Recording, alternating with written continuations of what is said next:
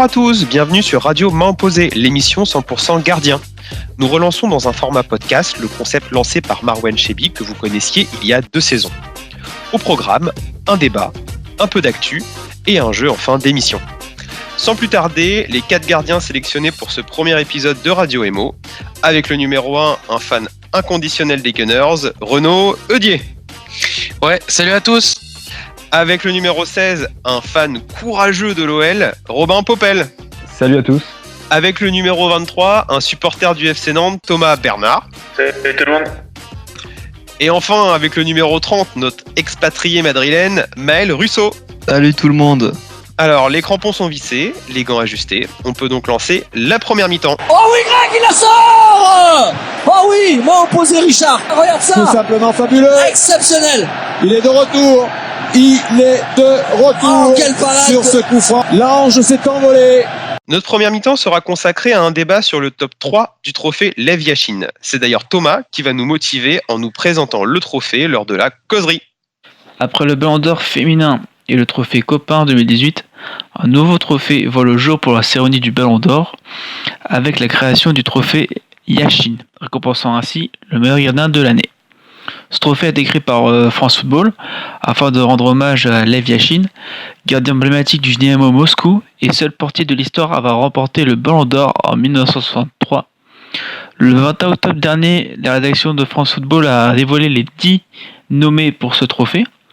Donc nous avons 4 gardiens de la Première Ligue, Kepa Arrizabalaga, 23 ans, le portier de Chelsea, les 2 Brésiliens de la Première Ligue avec Alisson Becker, 27 ans à Liverpool, Ederson Moraes, 26 ans, Manchester City. Enfin, nous avons Hugo Lloris, 32 ans, capitaine de Tottenham. 2 gardiens qui nous viennent de la Liga, avec Jan Oblak, 26 ans, Atlético Madrid, Marc-André Ter Stegen, 27 ans, du Barça. 2 gardiens de la Serie A avec Samir Handanovic, 35 ans, portier slovène de l'Inter, et Wojciech Szczesny, 29 ans, gardien de la Juve. Un gardien de la Bundesliga avec Manuel Neuer, 33 ans, Bayern Munich. Et enfin, le Benjamin de la liste, André Onana, 23 ans, portier de l'Ajax. Donc, d'après vous, qui sera dans le top 3 ? Par exemple, alors la première question qui se pose avec ce top 10 trophée Lev Yashin, qui vous enlèveriez de ce top 10 et qui vous verriez à leur place dans ce top 10 ? Par exemple, toi, Renaud ? Moi, dans ce top 10, j'enlèverais Kepa. Alors, basé quand même sur un critère qui est basé les critères de France Football, qui est qu'on parle de talent et de fair play, et donc on se souvient tous de ce match où il refuse de sortir et son coach lui demande de sortir, il ne sort pas, il avait pas énormément fait preuve de fair play. Au niveau du palmarès, certes, il y a une Ligue Europa, mais il n'y a pas non plus une saison dantesque, par rapport à d'autres gardiens, donc c'est essentiellement Kepa que je verrais pas dans cette liste personnellement. À votre avis, qui on pourrait mettre à sa place ? Par exemple, toi, Maël ? À sa place, déjà, je vois sur 10 gardiens, on commence à se poser des questions sur le contingent, parce que tu vois, quand tu es à 10, tu vas chercher des Kepa qui n'a pas été irréprochable. Après, ça dépend de la définition qu'on a du fair play aussi, mais ça n'a rien à voir. Pour moi, le fair play, tu vois, c'est par rapport à ses adversaires, donc là, ça va. Ouais. Et puis, tu vas chercher des Handanovic, Szczesny qui ont fait des bonnes saisons, mais pas incroyables. Qui est-ce que je rajouterais comme ça ? Tu peux sur des critères de carrière passer un Derea, mais sinon en Allemagne peut-être un bon gardien. C'est vrai que Derea, c'est quand même le grand absent de cette liste au vu de ce qu'on a dit les dernières années comme le meilleur gardien de Première Ligue avant l'arrivée d'Alisson. C'est encore un autre débat. Est-ce qu'il pâtit pas un petit peu des mauvaises performances de Man United ? Des siennes aussi. Parce que même s'il a fait quelques bons matchs, je crois qu'il a été nommé quelques fois joueur du mois quand il sauvait un peu la baraque qui est toute seule. Mais oui, c'est clair qu'il en pâtit et que du coup, il n'a pas fait grand-chose sur la scène européenne, même s'il fait quart de finale de Ligue des Champions. Mais c'est pour ça aussi que tu vois, par exemple, sur les meilleurs gardiens de la Ligue 1, t'as pas Lopez, t'as pas Maignan, t'as pas Areola, enfin t'as pas les gardiens qui étaient nommés meilleurs gardiens de la Ligue 1 l'année dernière. Parce qu'ils pâtissent d'un manque de compétition européenne aussi, enfin de performance dans ces compétitions. Moi, Je pense aussi que c'est en pâtit de la performance du PSG, parce que on a aussi le seul club qui fait vraiment une compétition européenne, c'est le PSG, et en huitième de finale, on les voit plus. Toi, Robin, est-ce qu'il y en a qui te choquent dans cette liste du top 10 et d'autres que tu aurais vu intégrer? En fait, en termes d'intégration, je pense pas que j'en aurais mis plus. Je pense que j'aurais réduit la liste à 5 gardiens, 5 noms. Très bien, donc si on part sur un top 5, toi par exemple, Robin, t'enlèverais qui dans cette liste de 10? Moi, je partirais sur Kepa, Handanovic et Szczęsny, qui pour moi ont pas montré grand-chose. C'est un peu dur de dire ça. Je pense que Kepa, c'est sa première saison à Chelsea, donc c'est assez compliqué pour lui. Après, au niveau Szczęsny, je pense que c'est un mec qui manque de charisme, parce que on l'a bien vu ces années Arsenal, où Arsenal avait une équipe pour aller pour jouer déjà la C1, ce qu'ils ne font plus actuellement, et c'était peut-être le maillon faible de cette équipe, où il était en concurrence à une époque avec Almunia. Donc pour moi, c'était vraiment il m'a jamais transcendé, ce gardien. Donc voilà. Après, Handanovic, en termes de palmarès, on va dire de performance collective, c'est l'Inter passe pas les poules et se fait éliminer dans une poule, certes avec Barça et Dortmund, mais pour moi c'est pas suffisant. C'est pas suffisant. Après, pour revenir sur Handanovic, ça reste un bon gardien, solide, c'est quand même un peu grâce à lui sur la fin de saison que l'Inter se qualifie. C'est le capitaine, tout ça. Enfin, il y a cette stature, quoi. Mais c'est sûr que ce qui fait défaut, clairement, c'est l'absence de palmarès. Mais dans ces cas-là, Hugo Lloris est dans le même cas, en fait. Parce que certes, il y a une finale de C1, mais une finale de C1, c'est pas un palmarès, hein. C'est un beau parcours, mais ce n'est pas un palmarès. C'est pas un palmarès, mais c'est plus récurrent de voir à un haut niveau, on va dire, que Handanovic. En fait, Handanovic, on l'a pas forcément vu au point de vue international non plus. Je pense que t'es sévère, Robin, avec Handanovic, je pense. Parce que c'est quand même le meilleur gardien de Serie A, et avec l'Inter, ils ont connu une saison très compliquée la dernière avec Icardi qui a foutu un peu le bazar dans le vestiaire. Il a récupéré le brassard et franchement c'était le meilleur joueur de l'Inter l'année dernière, et si l'Inter est en Ligue des Champions, c'est un peu grâce à Handanovic. Après en sélection, c'est vrai, il y a Oblak devant lui, donc c'est vrai, c'est plus compliqué, la concurrence est différente, mais Handanovic, je trouve qu'il est un peu sous-estimé. Non, je dis pas, je le sous-estime pas. Ce que je veux dire, c'est que pour moi, c'est clairement différent de comparer des gardiens qui vont être le top, comme Alisson, Ter Stegen et Oblak, dans une liste avec des personnes comme Szczęsny, Kepa, ou pour moi Handanovic, qui en fait montre que la liste, elle doit être assez réduite, parce que là, on a trop de gardiens de niveaux différents. Ouais, ce qui peut marcher pour Handanovic aussi, c'est que c'est le Yashin de la saison 2019, enfin de l'année 2019 plus que de la saison d'ailleurs, et que là tu repars quand même sur un bon début de saison avec l'Inter, un très très bon début de saison d'ailleurs. Moi je dirais que c'est parce que c'est le premier et qu'il y a un aspect carrière, et que bon, lui s'il y avait eu des trophées Yashin, il en aurait eu quelques-uns, et que là vu que c'est le premier, ils l'ont mis là parce que historiquement ça a quand même été le meilleur gardien du monde pendant un moment. Mais après, en soi, sur l'année 2019, dans les 10, il a sa place. C'est pas volé sur 10. Dans les 5, pour moi, il a pas sa place. Mais c'est 10, donc ouais, il est pas dans la liste, il est à sa place. Ouais, moi je suis assez d'accord avec Mal. Je pense que c'est pareil. On célèbre un peu le fait et on lui rend hommage de le fait d'être revenu déjà. Le fait d'être revenu de 2 grosses blessures, d'avoir réussi à revenir sur les terrains, d'avoir un petit peu. Après, il est pas encore revenu à son meilleur. Il revient bien, mais comme il dit, je pense que voilà, il mériterait pas de le gagner cette année. Sur l'année 2019, c'est pas le meilleur gardien. Mais pour tout son parcours, pour le triplé qu'il fait quand même avec le Bayern, même si c'est une équipe qui aujourd'hui est un peu attendue de faire ce genre de résultat, un peu comme le PSG est censé le faire, un peu comme le Juventus est potentiellement censé le faire. Donc voilà, ça banalise un peu l'exploit, mais ça reste quand même un excellent gardien.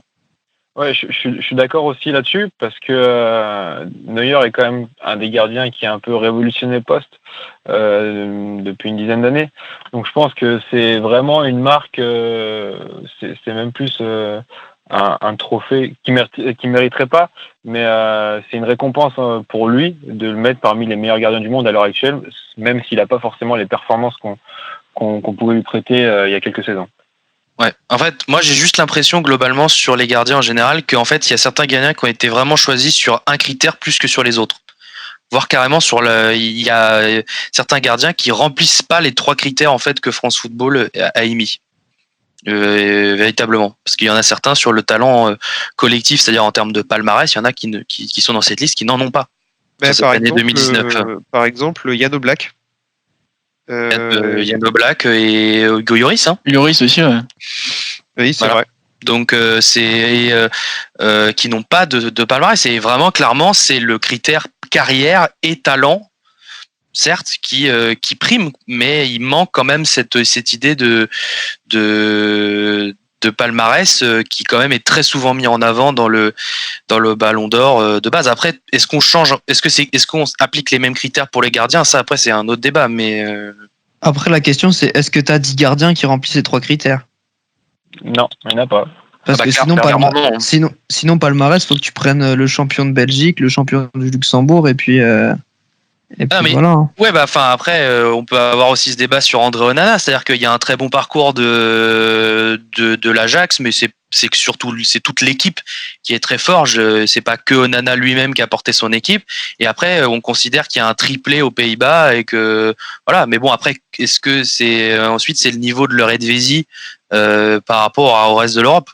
Et on le voit bien sur les choix des gardiens sélectionnés que ça va tourner autour des mêmes championnats. Donc du coup, on a compris par rapport à nos discussions qu'il y a en tout cas 4 gardiens qui sont susceptibles d'intégrer le top 3 qu'on a évoqué. Quel est votre top 3 entre ces 4 gardiens? Par exemple, toi, Maël. Dans mon top 3, je suis un peu sur la logique du Ballon d'Or. C'est-à-dire que tu as 3 gardiens nommés au Ballon d'Or. C'est Alisson, Ter Stegen et Lloris. Et c'est eux dont j'ai fait mon top 3. Alisson, il est meilleur gardien du championnat anglais. Il fait 21 clean sheets. Il gagne la Copa América. Il gagne la Ligue des Champions. Il est dans l'équipe de la Ligue des Champions et dans l'équipe UEFA de l'année. Je pense que ça fait très peu de doute. Enfin, pour moi, c'est quasiment sûr que c'est lui qui va le prendre. Et puis après, en suivant, j'ai mis Lloris parce qu'il fait une bonne saison 2019. En première ligue, il sort plusieurs pénaltys, il fait des grosses performances en Ligue des Champions. Contre Dortmund, il fait un match retour avec 7 parades. Il est nommé même du match. En quart de finale, il stoppe un péno. Au match retour, en plus, il a un peu cette capacité de leadership où il remonte son équipe dans le vestiaire, il la remotive après la première mi-temps ratée au match retour. Et même cette année, au mois d'août, c'est le gardien qui fait le plus d'arrêts en première ligue. Et puis je mets tout en bas du podium en numéro 3 Ter Stegen pour le talent pur avec toutes les parades incroyables qu'il nous a offert cette année. Moi, je serais plus Alisson 1, Ter Stegen 2, et j'ai vraiment ce doute entre Ederson et Lloris pour le numéro 3. Parce que Ederson, c'est vraiment un gardien qui me plaît. En fait, c'est le gardien que j'adore voir jouer en termes de gestion de profondeur, de jeu au pied. Il fait des choses assez incroyables. Alors c'est vrai que là, ces derniers temps, il a fait de gros matchs, notamment à Crystal Palace où il te sort 2 arrêts monstrueux en n'étant quasiment pas sollicité du match. Et puis il fait aussi un bon match contre Aston Villa. Donc moi, c'est vraiment un gardien qui me plaît beaucoup. Après, Lloris reste Lloris pour nous Français, on va dire. C'est un peu notre chouchou, mais c'est vrai que j'ai ce problème à choisir entre les deux là, on va dire. D'accord. Et toi, Thomas? En numéro 1, je pense que tout le monde est d'accord, Alisson. Je pense qu'il n'y a aucune contestation possible. Puis Ter Stegen en numéro 2 quand même, parce que avec Messi, c'est le meilleur joueur de Barça sur l'année 2019. Hein.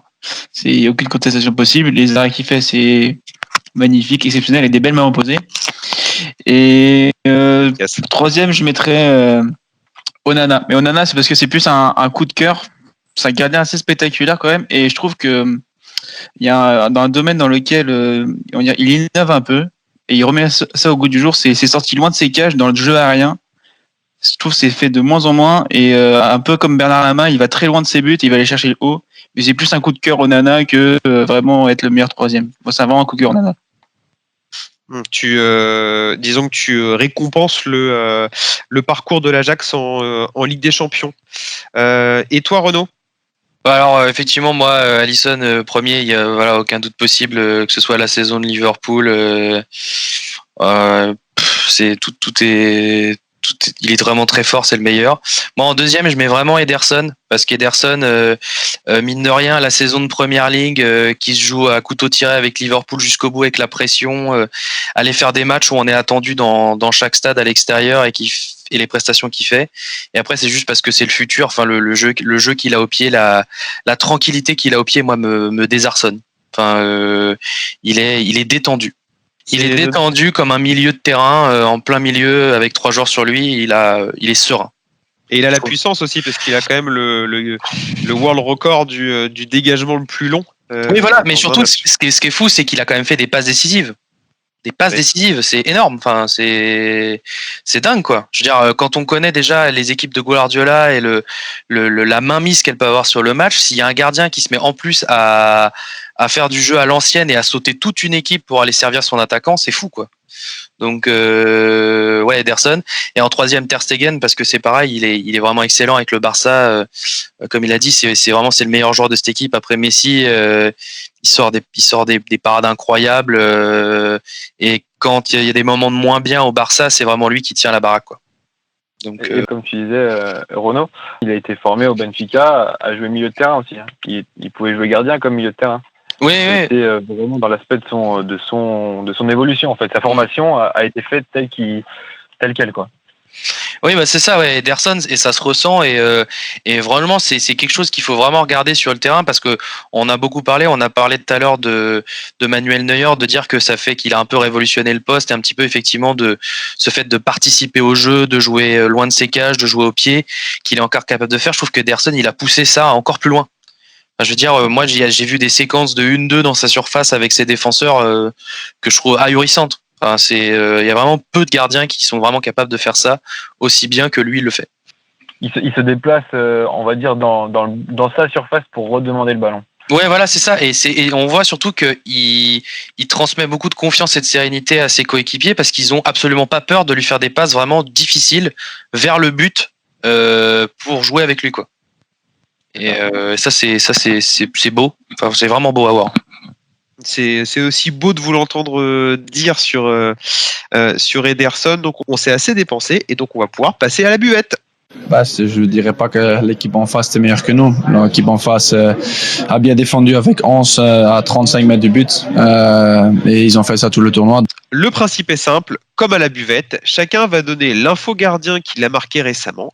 Et donc en premier lieu, on a Maël. Quelle info a capté ton attention ? Ouais, moi, ce qui a retenu mon attention, ça s'est passé en Turquie. C'est un gardien expulsé au bout de 30 secondes dans le championnat majeur turc, pas en D4, mais vraiment dans le championnat numéro 1. Alors, si vous ne l'avez pas vu, elle est dispo sur le Twitter de Main Opposée. C'est Serkan Kirintili, gardien de Konyaspor, sur le coup d'envoi adverse.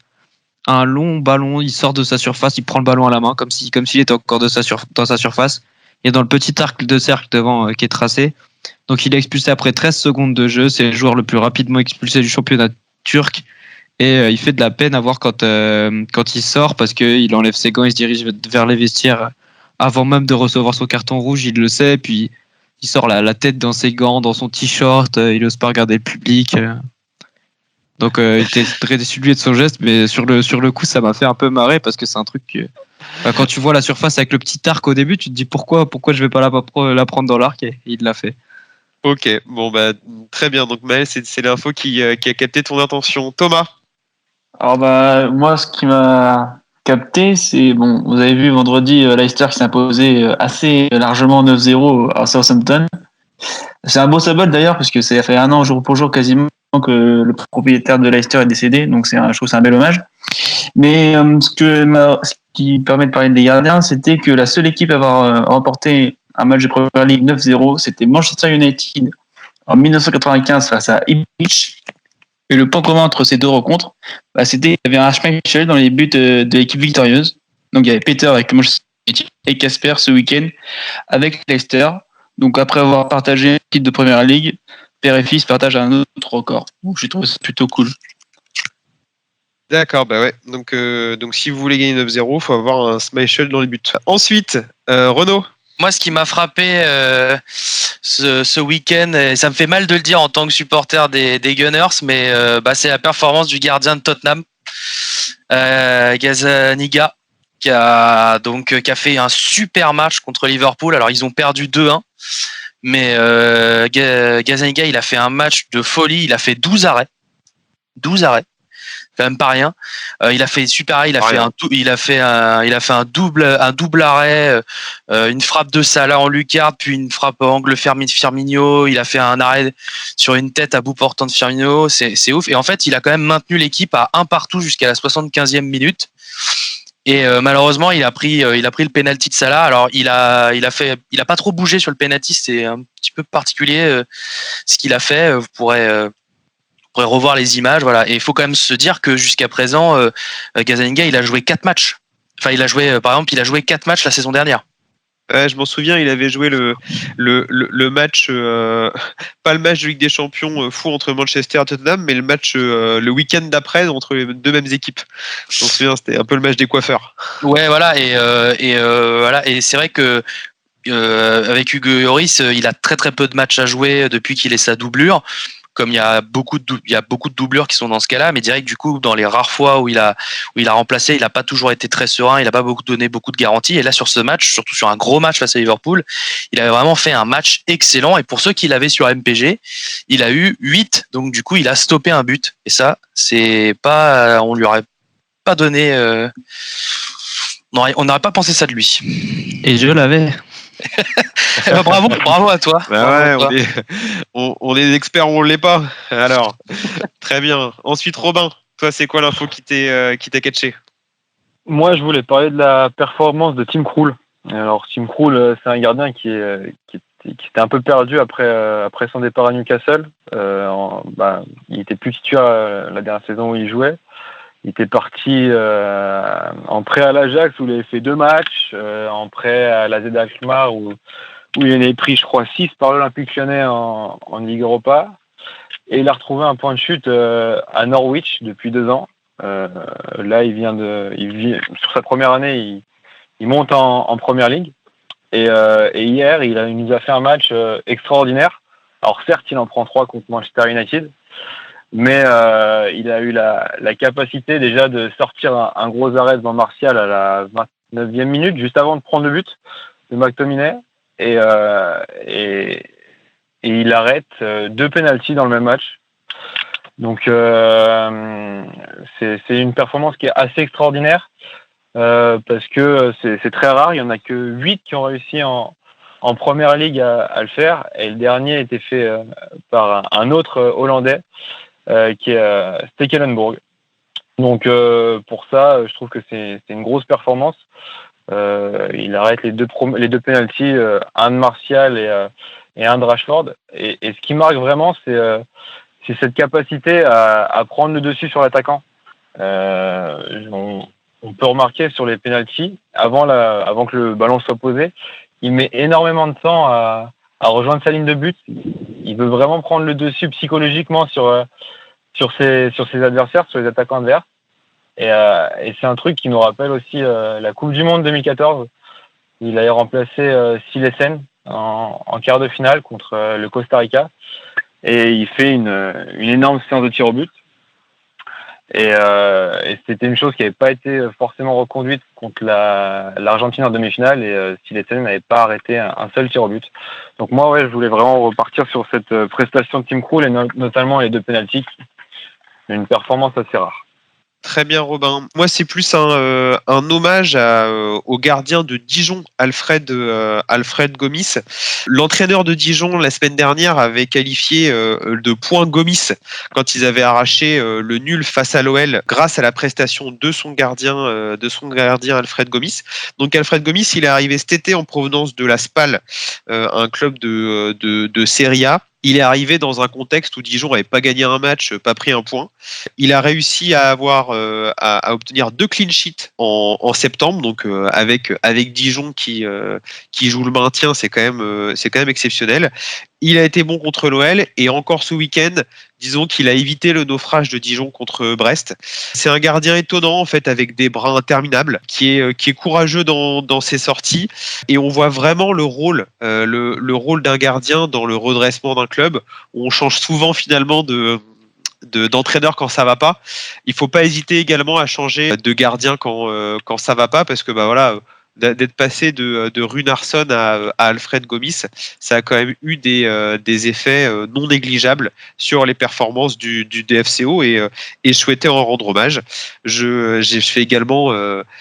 rappelle également qu'on va bientôt sortir les stats de main opposée cette semaine, réalisées par Benoît Tissier qui regarde tous les matchs de Ligue 1 pour vous et fait des stats pour savoir qui est premier dans le classement de l'Invincible, qui est premier dans le classement des arrêts, et qui est le premier dans le classement des pénaltys arrêtés. En l'occurrence, peut-être que Trim Krul serait bien placé dans ce classement. S'il jouait en Ligue 1. S'il joue en Ligue 1, voilà. Évidemment. S'il joue en Ligue 1. La Ligue des talents. Mais en effet, on aura ces stats. Donc merci à tous pour ces précieuses infos. Mais l'arbitre a sifflé. C'est maintenant l'heure de la seconde mi-temps. Crucifié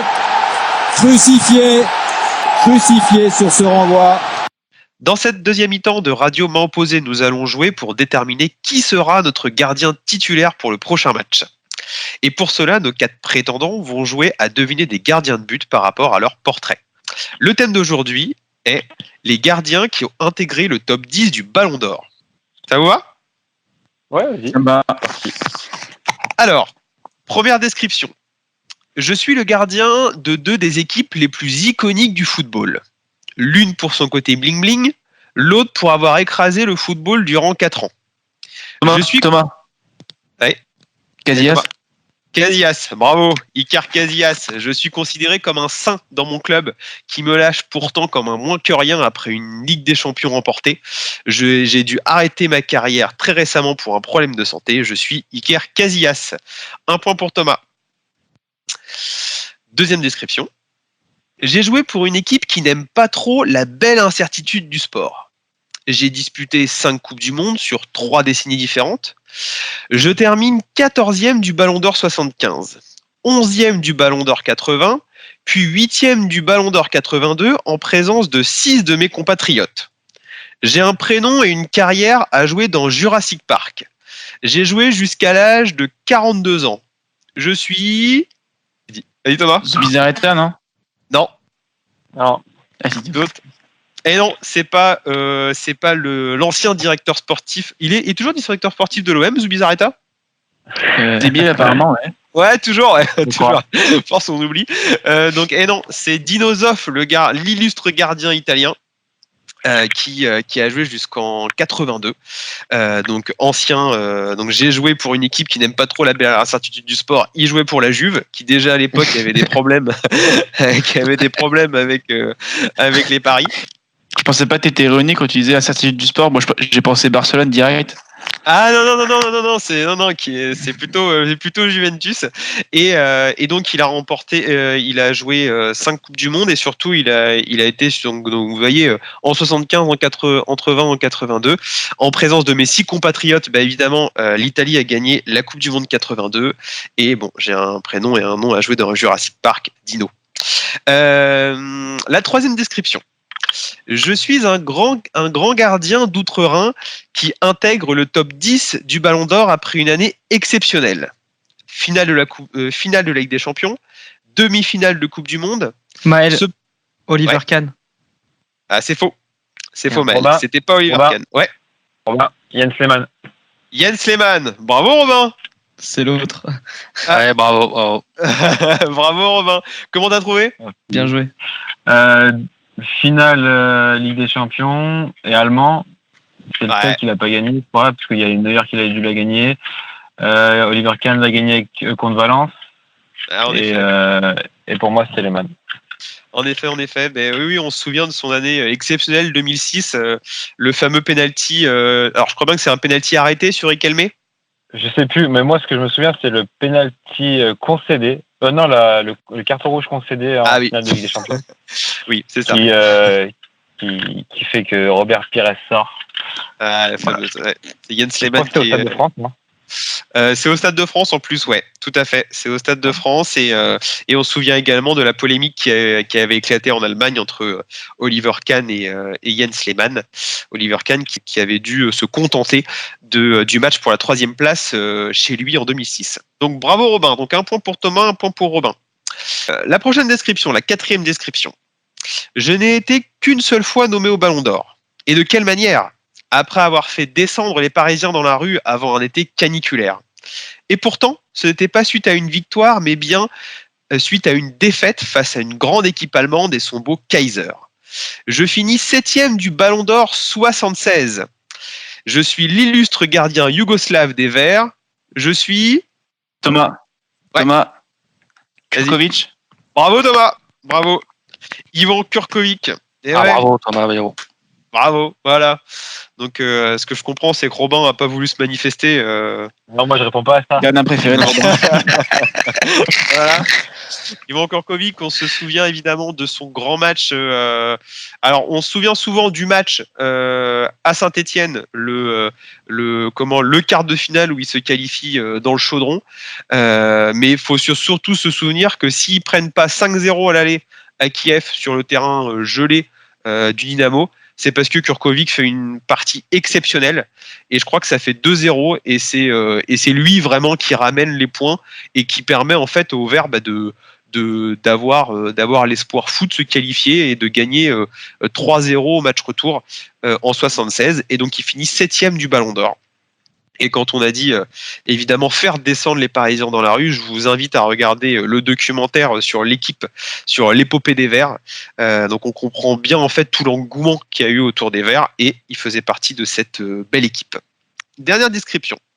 Je suis blond, j'ai une grande gueule et j'ai lancé la mode de monter sur les corners quand mon équipe est menée dans les arrêts de jeu. Je suis sûrement ton gardien préféré des années 90. Et j'ai un fils qui joue actuellement dans les buts. Robin. Thomas. Robin, vas-y, Robin. Peter Schmeichel. Ouais, bravo Robin. Bravo Robin. Schmeichel. T'as été plus vif. Et oui, Peter c'est Schmeichel. Peter Schmeichel, 5e du Ballon d'Or 92, comme 7 de ses coéquipiers. Je suis Peter Schmeichel, évidemment gardien émérite du grand Manchester United et évidemment on peut pas ne pas avoir souvenir de Peter Schmeichel qui monte sur le corner de la finale Ligue des Champions 99. C'est pas lui qui marque, mais c'est lui qui avait l'habitude de monter beaucoup sur corner. Et Peter Schmeichel d'ailleurs se dit Grégory Verbet en français. Non. Voilà. Je l'ai vu à Metz, c'est pas possible. C'est pas le même. C'est pas le même. Pourtant, ils avaient la même coupe pendant un moment. Grégory Verbet, on l'embrasse, qui est, je ne m'abuse, qui s'occupe des gardiens du LOSC en jeune. D'accord. Il faudrait vérifier, mais on l'avait vu on l'a vu passer à J+1 et du coup il était dans l'émission. Allez, bon, donc un petit pour la route. Alors, celui-ci, vous, chers auditeurs, ça va être pour vous. On va vous laisser répondre à cette description en commentaire et on choisira parmi vos commentaires la personne qui a répondu et qui pourra peut-être participer à notre prochaine émission. J'ai le prénom d'un grand inventeur de la fin du 19e siècle.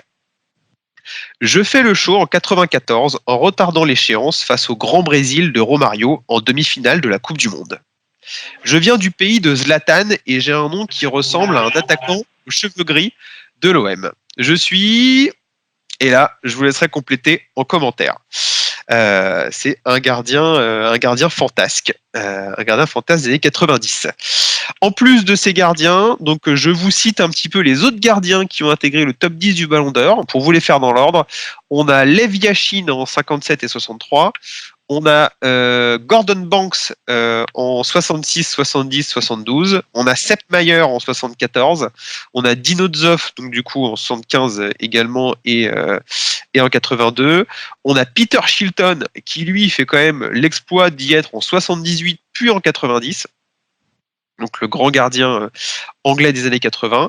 On a Rinat Dassaev, le grand gardien de l'URSS des années 80. On a Jean-Marie Pfaff, donc notamment en 83. On a Harald de Schumacher en 84, Michel Prudhomme, le gardien de Benfica belge en 89. On a Oliver Kahn, évidemment, donc vous l'aviez trouvé, qui est fini 3e en 2001 et 2002. On a Gianluigi Buffon, évidemment, en 2003, 2006, 2e en 2006, 9e en 2016 et 4e en 2017, quand même déjà à 40 ans, enfin ou presque. Jens Lehmann, on en a parlé, Casillas, on en a parlé, et évidemment, le plus récent, Manuel Neuer, en 2014, qui devrait presque normalement l'avoir eu à cette époque-là. Bon, le débat reste ouvert, évidemment, c'est Messi qui l'avait emporté. Et Alisson en 2019, du coup? Ah, est-ce qu'il y aura Alisson en 2019 ? Ouais, c'est un bon débat. C'est un bon débat qu'on n'a pas ouvert. Est-ce que Alisson sera sur le podium ? Avec la saison de Liverpool, je pense que ça mériterait. Mais bon, après, on n'est pas votant. Donc, on n'est pas. Puis après, il y a beaucoup de joueurs de Liverpool aussi qui sont nommés. Hein. T'as Mané et Salah devant lui quand même, je pense, dans la tête des votants. Les votes, ils vont diluer un peu. Hein. Et le fait d'avoir un trophée Yashin, c'est pas mal pour qu'on soit de côté parce que ça reste différent. Genre, tu peux pas comparer. Je pense qu'un top 10, c'est faisable. Hein. Oui, top 10, parce qu'il prend la Copa América avec. Oui. Lui et Ter Stegen, je pense qu'ils peuvent être en top 10. Bon, bref, on va pas réouvrir le débat. Donc, évidemment, on pense à Alisson top 10 de cette année. Malheureusement, il est l'heure de nous quitter. Voilà, merci à tous pour votre participation.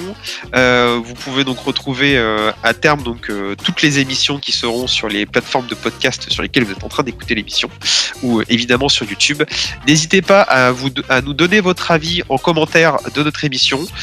Évidemment, vous aurez toujours des articles sur Main Opposée, des interviews. Merci Maël, Thomas, Robin et Renaud.